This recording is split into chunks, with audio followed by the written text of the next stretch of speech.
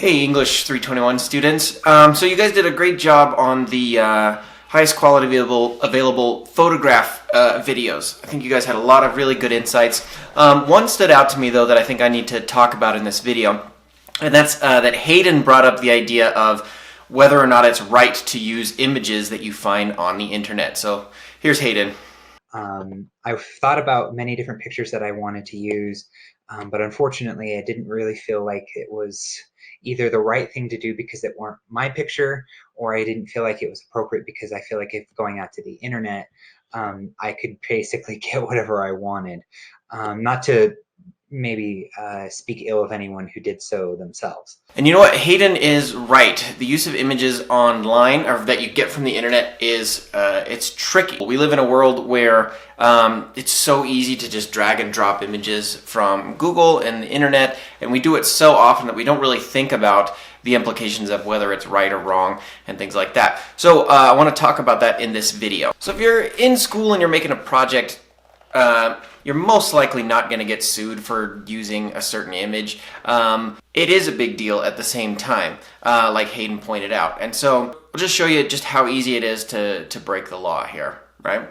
So let's say you are making a PowerPoint presentation about a terrible trip you took to Mesa Verde National Park in Colorado. So the typical thing you do is probably go to Google, type in Mesa Verde, click on an image, grab the first picture you like, right-click, save as, and just put it into your PowerPoint. And if you do that, you have broken intellectual property laws. They could have you take the image down, or if you made money off the presentation, they could sue you and get the money that you got for that. And so, that's something that you definitely have to keep in mind, knowing that people who create images, photographers, they own that image. They own how it gets to be used, who gets to make money off of it, and things like that. And so if you just kind of grab it willy-nilly and use it for whatever purpose, there are laws in place to protect that photographer. So back to this idea of fair use. You've probably heard of fair use. It's pretty common to talk about. The definition is, let me read it. Any copying of copyrighted material done for a limited and transformative purpose, such as to comment upon, criticize, or parody a copyrighted work, such uses can be done without permission from the copyright owner. So, within the context of a school presentation, like the Loom videos I had you ask, we're commenting on the photos, it's for educational purposes. We're under fair use, and ethically you're covered under the law, right? Hayden was great to be extra careful. But the point is that there are better ways to do it, better habits to get out, better habits to have. You may be in school right now, but eventually you're going to work for a company and you're going to generate content for that company. You're going to make presentations. And so using images online can get your company into trouble. Your job could be on the line if they have to pay for something that they didn't know that they had to pay for, something like that. This can get serious, even though right now in school it doesn't feel very serious. So we'll talk about 3 of these habits that are better to get into. The first, like Hayden said, and Hayden did in his thing, is to just use your own images. Generating your own content is always going to be like the easiest and best way to go. Well, not easiest, it's definitely difficult, right? It's definitely not easier than just grabbing something from the internet and putting it on.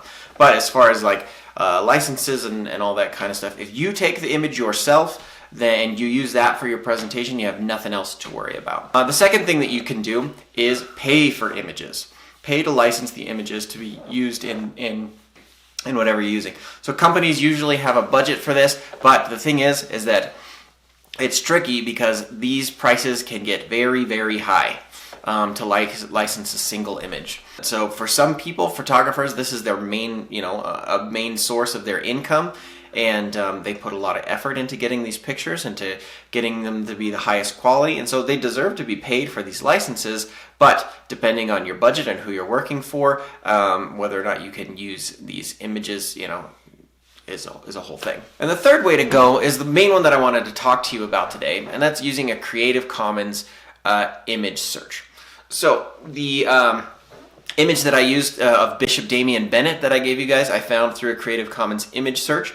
Somebody else on their flyer, they went and Googled Bishop Damian Bennett. They found a different picture, one of him smiling, and they used that. And I checked, that image did not have the same creative license that my picture did. So what does that mean? Creative Commons license. So when a photographer makes an image, they can choose to put what's called a Creative Commons license on it, which means they have chosen to say, anyone can use my picture in these different... A photographer who makes an image can choose to put a Creative Commons license, and there's a lot of different kinds of them, we'll look at some in just a second, that allow people to use their images in different ways without paying royalty fees or and in different ways. So let's get into it. What is a Creative Commons search? Let me show you how to do it. I usually just Google Creative Commons image search because I can never remember the website. Then I find it. It's ccsearch.creativecommons.org. So this website you're going to find here is really powerful. The first thing you're going to see is two boxes underneath. I usually click both of these boxes just so that I can use the image however I want. But what this does is it very much severely limits what is going to be available to you. And since this is for school, you're not going to be using it commercially, and you aren't going to be modifying it. So you can unclick those boxes and then type in your search term. So let's say Mesa Verde, right?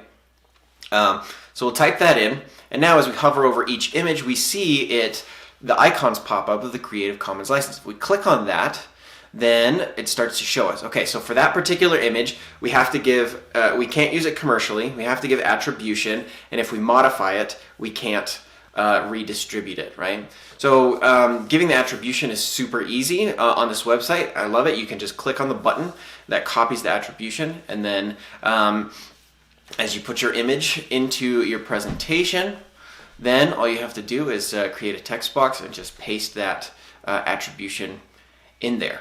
And there you go. Now you've done everything above board. That image is totally fine to use. You've given the attribution, and not only that, it makes you look more professional, and it makes you look like you know what you're doing. One more thing to keep in mind is just giving an attribution of a photo doesn't mean that you're doing everything you need to do to cover. If it's a photo that hasn't been Creative Commons licensed with an attribution, and just putting the attribution, you can still be held liable for using an image that you weren't supposed to use. The last thing that I want to get across to you is there is a huge no-no, and I've seen lots of students do it, and it makes you look unprofessional, it makes you look silly, and that is using images with watermarks in them. So a watermark is, so stock photography companies, they put like these crossed lines and little images on top of an image to show that, to dissuade people from using it in other contexts, right? They want to make it ugly and unusable, and it's marked with their logo so they can tell. Basically, if you use an image that has a watermark on it, it's like announcing to the whole world,